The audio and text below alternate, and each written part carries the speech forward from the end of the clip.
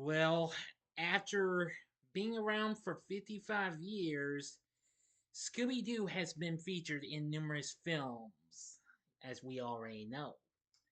Of course, in 2002, he had his first theatrical film and then got a sequel 2 years later. Well, just 15 years ago, last month, he got a new prequel film. And it's time I'm going to review this film right now.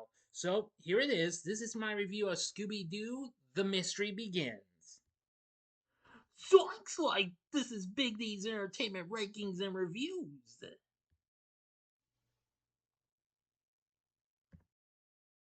So greetings, my fellow YouTubers, and welcome to Big D's Entertainment Rankings and Reviews. My name is Doyle, better known to as the Big D, and this time around I bring to you a review of the 2009 made-for-TV comedy horror mystery flick Scooby-Doo: The Mystery Begins, released by Warner Bros. Under their Warner Premiere label, directed by Brian Levin, based on Hanna-Barbera's popular Scooby-Doo franchise, and is a reboot to the theatrical films. The film reveals how the Mystery Inc. gang met and the events of their first case. This features Nick Palatas, Robbie Amell, Hayley, Kiyoko, and Kate Melton in the roles of Shaggy, Fred, Velma, and Daphne.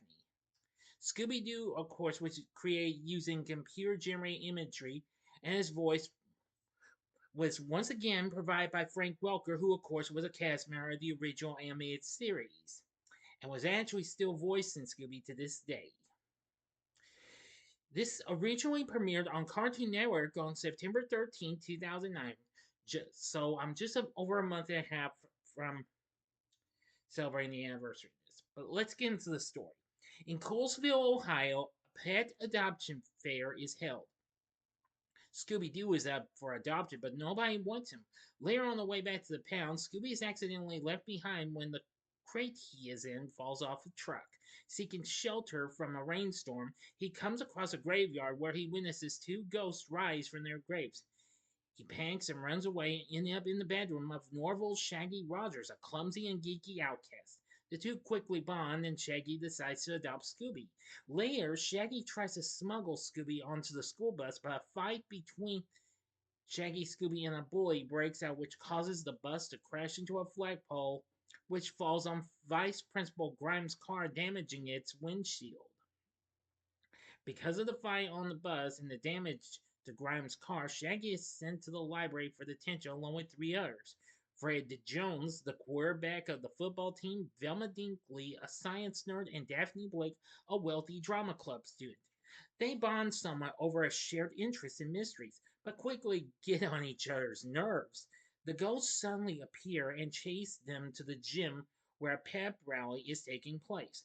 A masked cloak figure yes, known as the Spectre appears, demanding everyone to leave.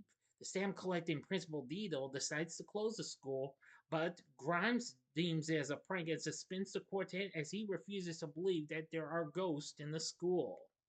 The gang try to clear their names by investigating the ghosts at it, but Shaggy and Scooby Doo end up being locked in the cafeteria freezers. They are freed the next morning by Grimes, who expels them from the school and threatens to have them arrested for trespassing if they set foot on school property again. Assuming the school librarian and janitor might be trying to close the school, after Shaggy remembered overhearing them complaining about it.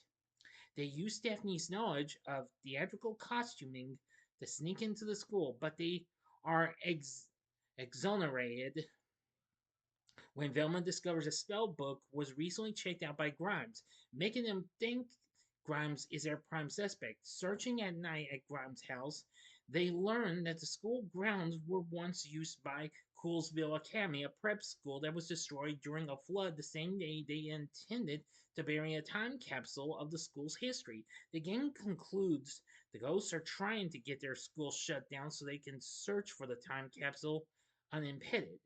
The ghosts attack again, and the teens are knocked out. The Spectre, keeping Scooby and Grimes as prisoners, forces the gang to search underground for the time capsule. Unable to find it, they trick the Spectre into coming down to carry the capsule out of the hole, but the plan backfires when they try to lock him up in a flooded room and the Spectre acquires the capsule. Now for the ending and final act. You know the procedure. You have 5 seconds to sub this video. Go to the description box below and fast forward to the time below. As I start counting down now, if you've seen this already, please continue with. Okay, you've been warned. Stealing the capsule back, the gang uses the spell book to banish the ghost. Scooby breaks free of his restraints and arrives just in time to subdue the specter, who is soon to be revealed as Deedle.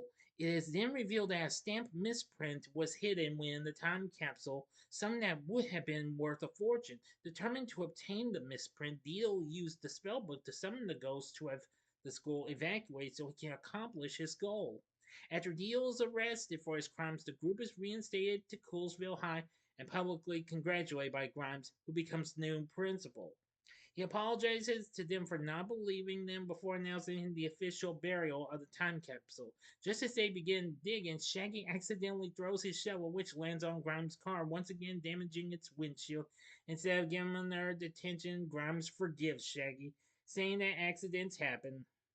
The group decide to stay together and solve mysteries, and they head off to investigate some strange goings on at the Coolsville Museum. A reference to the first episode of Scooby-Doo Where Are You and their first villain, the Black Knight Ghost. End of story. So what did I think of Scooby-Doo The Mystery Begins? Well, it's been some time since I last saw this film, but I've seen this film a few times when Cartoon Network aired this. I'm gonna have to say it was pretty funny and what have you. As much as I like the two theatrical films, but even so, I still liked it for what it had to offer. When it premiered, it became the most watched telecast in Cartoon Network history, having 6.1 million viewers, surpassing the previous high of 3.9 million viewers that tuned into the premiere of the Star Wars The Clone Wars animated series. The film received more favorable reviews compared to its theatrical counterparts. Variety called it a surprisingly effective origin story, and the LA Times wrote that it is a first-rate family film and an excellent faithful take on Scooby-Doo, rounding out by a surprising amount of human feeling. I couldn't agree more. This film, as I've checked, is at 49% on Rotten Tomatoes, so it's kind of mixed on this, but I completely understand and what have you. Now they have David Newman doing the score, which was pretty good. But anyway, now Cartoon Network premiered the film on September 13th, as I said earlier. Oh, a week later, the film was released on DVD and Blu-ray by Warner Home Video. I must say it's funny, and well, I especially like how we get introduced to the Scooby snacks and what have you. Especially when Shaggy gets well the new friends of his, Fred and Daphne try and they just pretend to like him. You know what I'm saying? Anyway, now for our cast, we have Frank Welker once again reprising his role as Scooby Doo, aside from the series and direct to video movies from the last few years. Anyway, he still has it and what have you. For our cast, we have Nick Palatas playing Shaggy. I must say, he's really funny and what have you.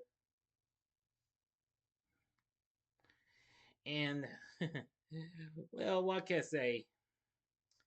He was pretty funny. He actually reprised the role for a few video shorts of Scooby Doo, and also for a sequel to this in Scooby Doo Curse of the Lake Monster, which premiered the following year.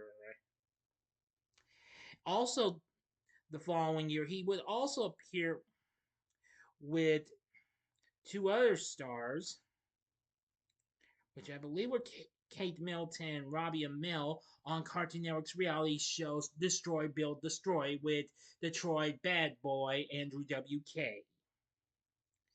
Now, Robbie Amell plays Fred, and yeah, I know what you're thinking. You're thinking this guy, Fred, don't have no blonde hair like we always know him by. Now, after this, Amell would later go on to appear on the short-lived CW take on the series The Tomorrow People, and he would also play Ronald Raymond, aka Firestorm, in The Flash. and as Nathan Brown on the Prime Video series Upload. He also would appear in other films like The Duff and The Babysitter, the Netflix film. And of course, he's the cousin to Stephen Amell, who you may know as TV's Arrow. He also appeared on other shows like Revenge, Life with Derek, and True Jackson VP, which, fun fact, Nick Palatas also appeared on that show. Playing Daphne is Kate Melton, who apparently these two Scooby-Doo movies are the only ones that I know of. She recently did appear in an episode of the Friday Night Lights TV series a few years before this. I'm gonna say she's pretty good.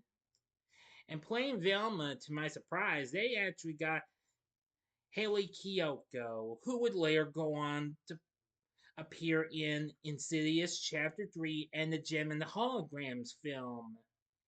Yeah, I'm gonna say she's not too bad. Well, maybe not quite as good as Linda Carlini was in the movies, but I'm gonna say she was really good. For our other cast members, we have Sean McDonald as Principal Deal, not bad, and Gary Chalk as Principal Grimes. Well, Vice Principal Grimes, because he wasn't principal until the end of the film. Oops. But anyway, and there's a host of others as well. So anyway, I really thought Scooby-Doo The Mystery Begins was a nice little prequel film and a good way to try and reboot the movie series in a way. Now, of course, the following year, in October of the following year, of course, the sequel would follow, Scooby-Doo Curse of the Lake Monster, which I thought was not too bad, but not quite as good as this film, but you don't have to take my word for it. So overall, I thought Scooby-Doo The Mystery Begins was a nice little film. The story's not too bad. It has some really great characters and stars and what have you, and Frank Welker as Scooby-Doo, that's just superb. Would I recommend Scooby-Doo The Mystery Begins to you? However, well, I'd say sure, go ahead. Well, on second thought, I'd make this a draw between sure, go ahead, or give it a one-time watch. Only if you are a hardcore Scooby fan. If you like the theatrical films, I think you'll enjoy this if you think you can handle it. I was thinking about doing Curse of the Lake Monster, but I've decided to say it'll keep for another year. So I'll probably do it next year. So anyway, what did you think of Scooby-Doo The Mystery Begins? Let me know in the comment section below. If you like this video, click the like button, subscribe, and be a part of the Big D Nation. Continue to help support my channel, make it grow and make the views grow. Tell all your friends about my channel, let them know me. Feel free to share my vids with your friends if you'd like. Anyway, join me next time when I bring to you a review of another Scooby-Doo film. Yes, I'm going to be doing a little more Scooby for the next couple days. And I'm going to start with reviewing Scooby-Doo on Zombie Island. Looking forward to it. So if you like this, check out my reviews of the two theatrical Scooby-Doo films. The upper left-hand corner is my review of the original Scooby-Doo movie it's 2002. Or go to the upper right-hand corner and see my review of its sequel, Scooby-Doo 2 Monsters Unleashed from 2004. And just for fun, go to the bottom left-hand corner and see my spoiler-free review of the would-have-been released in theaters animated reboot, but despite the pandemic was in the way, see my spoiler-free review of Scoop from 2020. And the bottom right-hand corner is the button you can click to subscribe. If you like rankings and reviews on movies, TV, music, video games, etc., then I'm your guy. Thank you for watching. Until next time, I'm the Big D saying, see ya!